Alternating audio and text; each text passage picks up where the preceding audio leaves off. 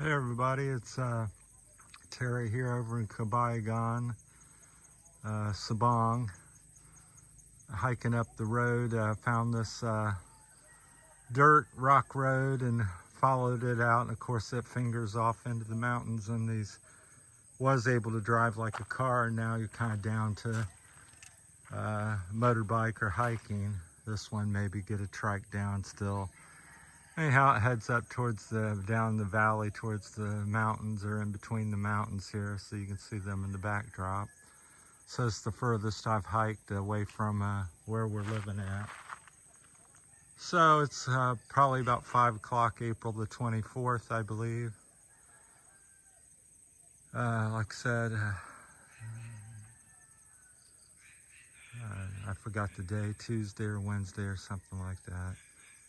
I think it's Wednesday. So anyhow, Michelle's sitting down by the resort entrance about a kilometer or two away from me, because she doesn't like to walk as much and her feet hurt and this and that. So I'm more adventurous, even though I'm twice her age and poor health. My health, I have more drive than most people. I've always enjoyed hiking and exploring, so if I had more time and confidence, I would get up into the mountains. But out here, if you get lost and it's near dark, you're not going to be able to get out probably until it gets light, unless you meet some local and they guide you out. So anyhow, this will be as far as I go tonight.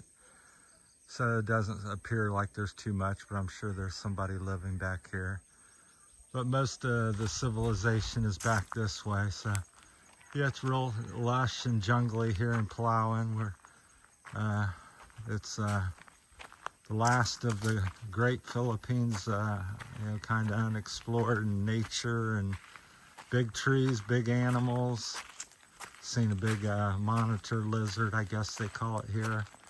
It was probably, it wasn't huge, but it was about 3 feet.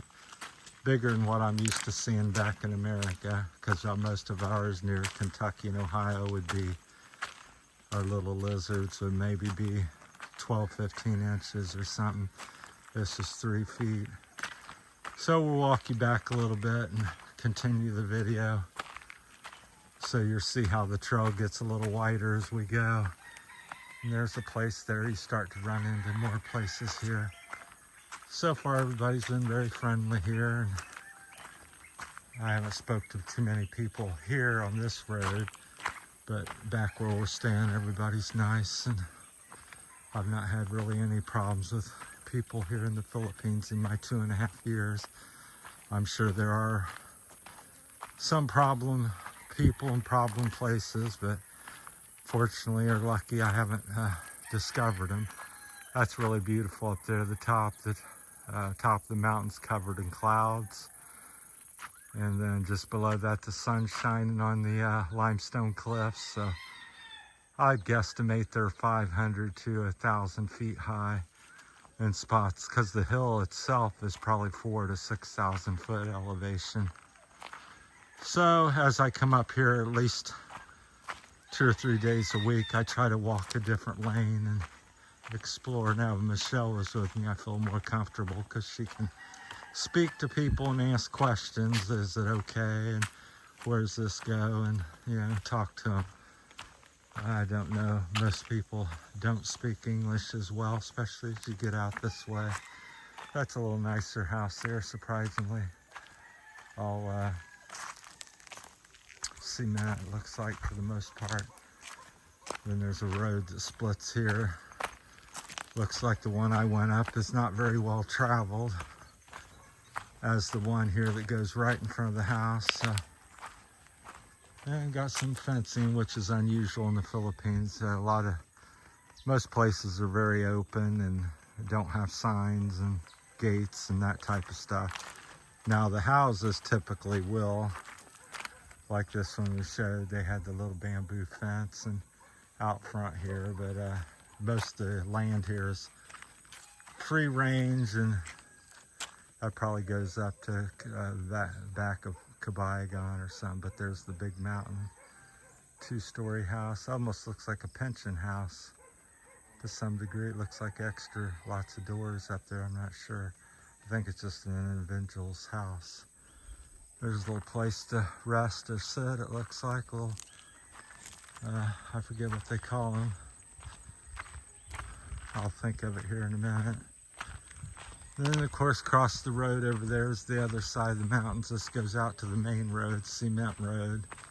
But there's just hundreds of miles of roads just like this, dirt and rock and single tracks of your, I met a couple guys, I think they were from Germany. They were staying in the room next to under us, and they had a couple Hondas, a CRF 300 and there's a nice little house too. It's small, but it's nice. And they had a Rally 300 as well, Hondas. So I guess they were touring. I didn't speak to them much because they're from German and didn't apparently speak much English. But I told them I liked their bikes and asked if I could look at it, and they kind of nodded and said yes. Said something in German, but even though I have a German grandmother and some German inherited blood, I don't know hardly any German. Here comes somebody from behind the bike. So there's another little place there, another road here. So you can just go all over out here. And of course the little scooter is the #1 choice of transportation here in the Philippines. In most places, especially as you get in the rural area, because of the ease and convenience and price, and fuel is relatively expensive here in the Philippines. I think I calculated it out to between $4 and $5 a gallon. Over 4, but under 5. So, and then they have quite a few gardens there. It looks like they got some beans going on.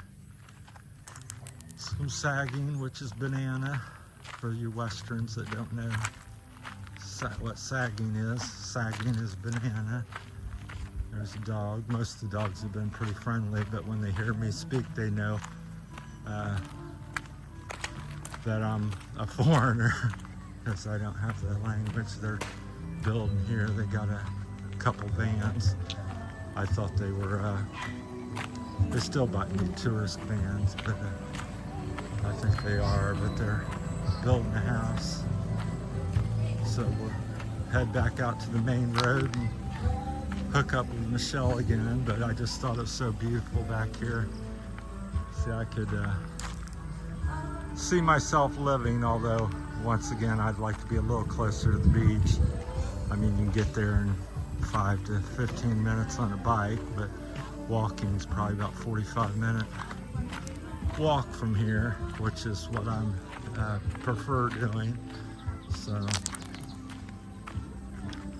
I doubt that I get any more motorcycles. It's a slight possibility, but the expense of it and my health isn't so good. I don't feel so safe about riding one. Can I ride one and afford one? Yeah, but would I be any how quick are my reactions and stuff like that, because there's just so many obstacles here. So if you're coming to the Philippines and not used to chickens and pigs and drying corn on the road, drying rice on the road, dogs laying on the road, people driving without lights at night is not unusual. And plus you have all these obstacles as well during the day and night. And the roads aren't really maintained that well. A lot of them are overgrown by 3 to 6 feet on each side. There's stuff hanging over because of the rapid growth here of the plants, especially here in Palawan, or Palawan. So, but I wanted to share this with you. I thought it was really neat. Don't know how these videos come across on the video. People enjoy it as much as I enjoy it, but if you love the outdoors and nature and different things, that's a neat looking tree. There's several of them here. That one's got a 3 pod or 4 pod. Just a single. Pretty good electric here. They've ran a pretty modern style line. Usually they have them on strung on trees from where I originally came from. And here comes somebody behind me. On a bike. Comes another person. The main road is up here where you turn left or right. If you want to go back towards Port-au-Princess, you go right. And if you want to go back towards Sabang, you go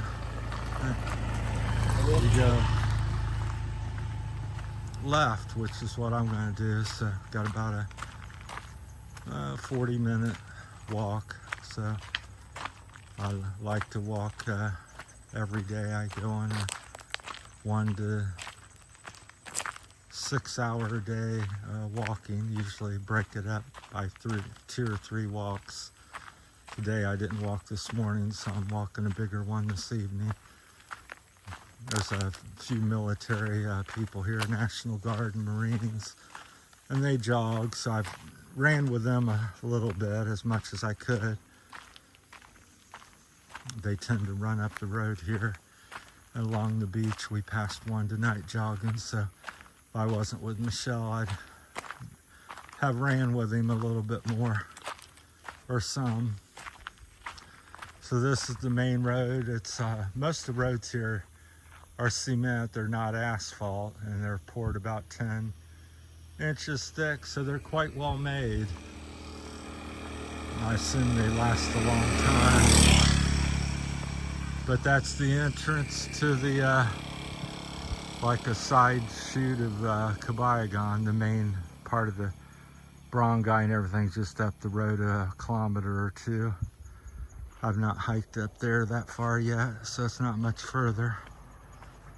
So we'll go down the road here, and we'll call this one a wrap. So thanks for watching. That's about all I got to say. I always think of something else once I hang up, so appreciate all the new subscribers and people sticking with me and adding on. It's slowly gaining traction, and I'm slowly learning YouTube and how to do things. So it's been a real education, slow process. This is almost 2 and 3/4 years I've been doing the YouTube, so still plugging away. I figured it'd take me 3 to 5 years before I got anywhere. So this is a busy time of night before heading home and heading back to Port-au-Princess and where they're going, because it'll soon be dark in about an hour or an hour and a half.